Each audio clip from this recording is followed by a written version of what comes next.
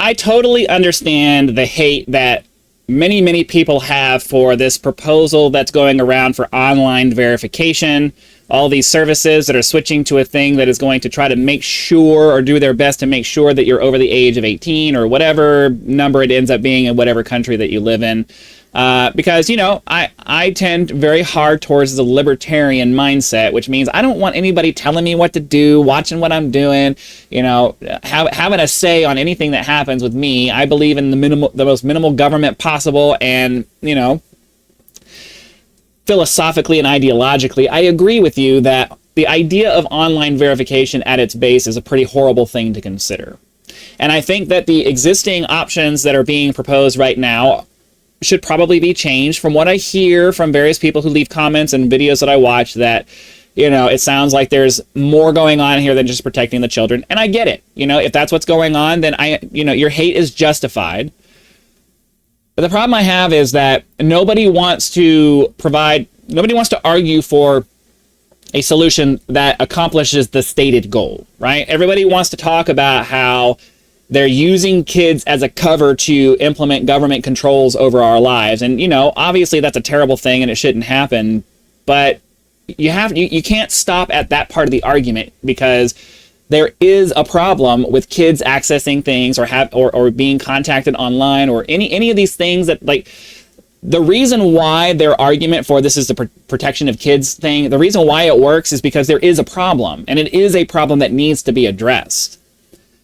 The reality is that the internet we want the internet to be this thing where we get to have our cake and eat it too. We get access to all of this stuff out in the world, but we still get to do it from the privacy of our own home. So nobody should have any kind of, you know, interaction with me if I don't want to. I get to go out and be this anonymous entity that's out there doing this or that and blah, blah, blah. And, you know, nobody's able to see what I'm doing, right? We want to have our cake and eat it too. But the reality, at least as far as I'm concerned, is that the internet is the digital version of yourself going out into public, right? And here's why I say that. When you walk out your front door and you go out into public, you accept a certain amount of intrusion into your privacy. Because to go out into public, you have to go out there as you. You have to go out there as who you are. And if you want to get access to certain services that, you know, we as a community have decided are age restricted, you know, you want to go to the liquor store and buy some alcohol, or you want to go to a movie that requires a minimum age to go watch it, or if you want to go into an adult store to go buy whatever it is that you want to go buy, well, you have an ID card that requires you you're required to present to be able to access those services. In the same vein, when you go onto your computer and then you go outside of that computer onto onto the servers that are the internet that's out there, it's not unreasonable to think that, you know, you are going out into public and you should be going out into public as you, not some anonymous entity. Like, it doesn't work that way in the real world, and there is a really good argument to say that it shouldn't work that way in the digital world either. Because there are certain things that kids are able to get access to on the internet that they wouldn't be able to get access to in the real world, and it's because we cling to this idea of internet anonymity. And I understand it, you know, I understand it. You want to be able to do what you want to do without having anybody watching what you're doing or paying attention to what you're doing, anybody judging what you're doing. I get it. I really, really do. I'm not criticizing you for feeling that way about it.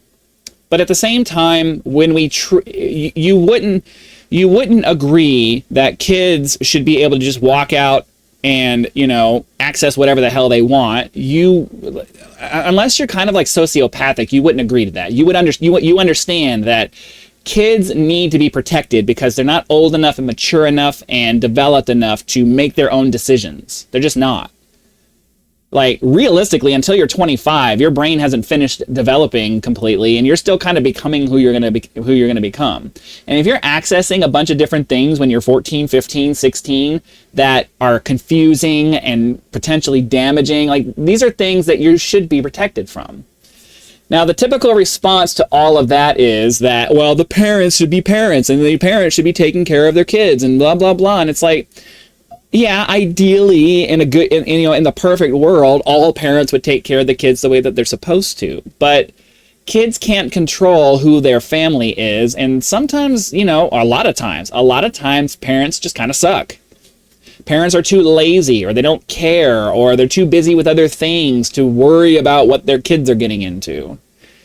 And, my response to the idea that parents need to take care of their kids, parents are responsible for their kids, is that, again, using a real world parallel, we have child services that steps in when parents refuse to do their job, when parents refuse to be parents to their kids, when parents are leaving their kids to starve, when parents aren't clothing or keeping them clean or providing them with a safe place to be, abusing their kids, all of these different things that they do.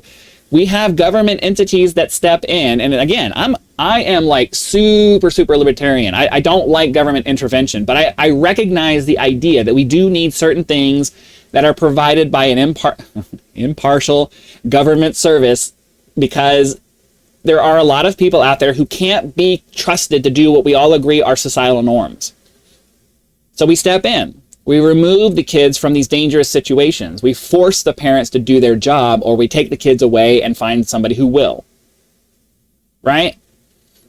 I think that there needs to be a paradigm shift when it comes to the internet, in that, yes, we do need to have certain rights that are protected. We do need to have certain things that prevent governments from treating us in a way that we don't want to be treated. But at the same time, it is a public space, and it needs to be a public space. There needs to be consequences for the things that you do on the internet, because the things that you do on the internet do affect real people, right? I understand this selfish desire that we all have to want to protect our anonymity, to want to be able to move around on the internet and not feel like we have Big Brother watching over us. I totally get that. And I will support any arguments to come up with a system that limits the government's ability to do that while still putting in reasonable protections for the children. Okay? I'm not here to try to use children as an argument for, no, we just need to implement a system. I'm all for it. Let's have a discussion about it, right? Let's force our government to have a discussion about what is the minimum we need to do to get effective protection from our children while still allowing adults to have the autonomy that they're supposed to have on the internet, right? I'm not an end-all be-all person on this issue. There is a compromise that can be reached that will make both sides not completely happy. You're going to have to sacrifice something. That's how compromise works. But preserves our individual rights online while still providing the same kinds of protections we provide in the real world for our kids, just in the digital space. If your answer to a system, trying to at least figure out a system that protects the kids is, well, parents should just parent their kids, then you're missing the point, because you clearly don't have any kids if that's your position, because you're just talking about something you don't know about. If you have kids, you know for a fact, because you've seen it, that there are not insignificant number of parents out there who just suck. And they don't care, and they're not going to do anything that we as a community have decided is the bare minimum for making sure you're taking care of your kids. So that's what I wanted to say. I know it's not a popular thing for either side to hear, I guess. The side fighting for, well, obviously the government's going to want all the control that they can find. So I get you. I'm not blind to that fact. When I'm arguing for this, I'm not blind to that fact. The parents are going to want maximum protection because they want to make sure that their kids are safe. There's a biological and emotional component to that makes it very difficult to compromise. And then, the single adults and the adults who, are ideologically bound to the idea that, no, my rights are paramount. You guys are going to have a hard time, pulling back from that because that's what you believe in. But if you can't get on board with the idea that we need to do something at the very least to at least try to limit the exposure of our children to these things that are objectively harmful to them, like if you can't open your heart a little bit to kids, then I'm sorry, that says something about you that you should really think about for a minute. Because, Obviously, if you feel like they're using their if you feel like they're using a kid's argument to pull one over on you, okay, that's fine. If your answer is no, I don't want anything to happen because it's going to make it harder for me to be on the internet, then that kind of makes you a piece of shit, right? Fight for changing these things so that the kids also get protection in addition to the protections that you want for yourself. That's totally reasonable.